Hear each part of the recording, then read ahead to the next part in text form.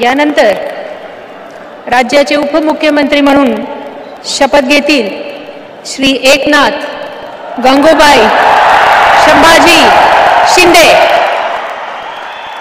राज्याचे उपमुख्यमंत्री म्हणून महाराष्ट्राचे या ठिकाणी उपमुख्यमंत्री म्हणून एकनाथ संभाजीराव शिंदे शपथ घेत आहेत।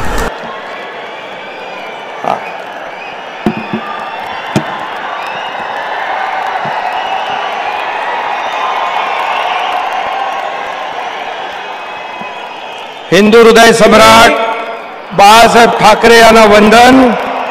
गुरुवर्य धर्मवीर आनंद दिघे साहेबांचं स्मरण आणि देशाचे कर्तबगार आणि लोकप्रिय प्रधानमंत्री नरेंद्र मोदीजी व देशाचे कणखर गृहमंत्री अमितभाई शाह यांच्या भक्कम पाठिंब्याने आशीर्वादाने तसेच राज्यातील 13 कोटी जनतेच्या आशीर्वादाने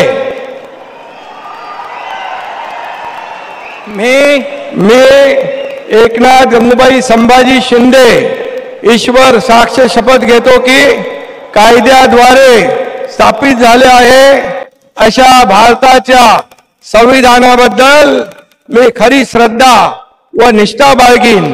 मी भारताची सार्वभौमता व एकात्मता उन्नत राखीन।